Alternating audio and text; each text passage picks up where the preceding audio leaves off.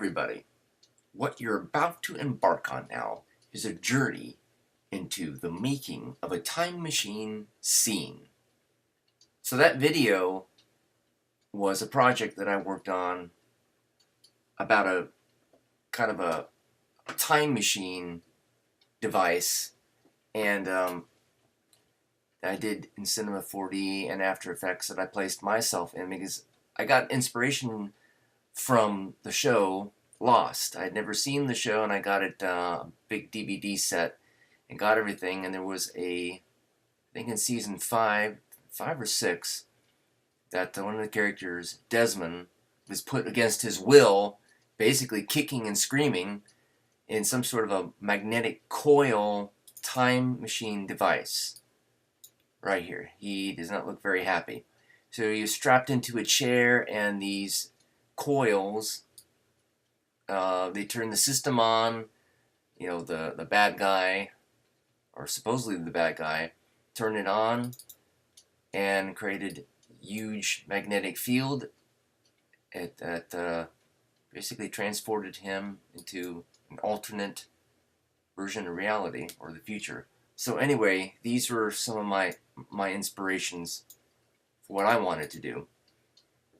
And I did the coils very similar to what they created in Lost.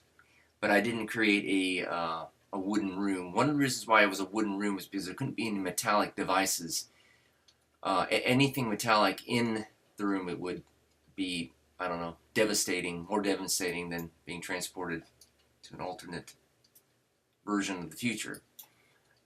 So what I ended up creating, here's just a still of what I did. Well, of course, this is not it. Inspiration. Ultimately, the room that I created was kind of a warehouse, what you see here, with the coils, a little bit similar to Lost. I placed the chair in there later. That was done in front of a green screen with me in the chair, but I wanted to keep it somewhat similar to Lost, as you can kind of see here. Anyway, that's some of my inspiration. What I did, first of all, I knew how I was going to create the scene. I gathered a bunch of different textures that I would need for such a scene, such as, here's my idea for the door to the warehouse, some of the mechanisms that, you know, would open a warehouse door.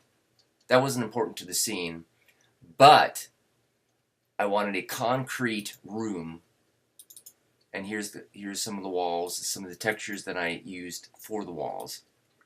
And I must say, I was really happy with how this looked. It's actually a still from my original scene. I'm very happy how the walls looked, and then the door, some of the electrical devices. What's this? I don't think I used that. That's just like paint scrapes. I might have used that just as a little bit of a texture for some of the sightings. Other things I used as a background. There's a control room that would have controlled, of course, the magnetics time machine, and I used a little bit of Lost just as some inspiration. Didn't use any of this, but again, it's just inspiration for the room. Perhaps the kind of lighting I would use. This is something else entirely, but you know, darks, a lot of shadows, which is what of course I had to put into my scene. The trick is to such a scene is to, you know, producing the lighting that I used, of course, on mine, and then placed myself in the middle. I had to kind of guesstimate what the lighting would be, you know, on a stage that I would place myself in later. Of course, you see what the final scene would be, minus a lot of the effects. There's, you know, there's a field of magnetic streams and pulses going through in the final, but this just kind of gives you an idea. None of those shadows were originally there, of course. You know what I originally did, though? Well, I placed this later. I just used a shadow effect in After Effects.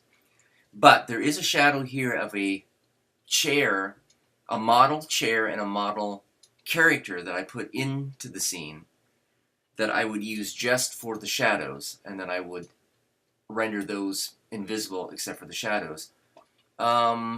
This is it's just a stock character that you would find in Cinema 4D, and this is just the textures for it. Not really important. I tried to find something that kind of matched my brown hair and short hair, kind of thinning hair or whatever, and he's all in black, and of course, in the final scene,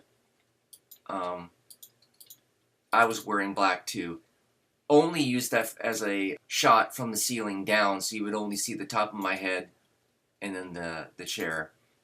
And I was able to fake it out. It looked passable. So just a little bit of the background there. The first thing that I did, of course, was to create this coil. That's kind of what the whole scene is based around. That's what was the most challenging.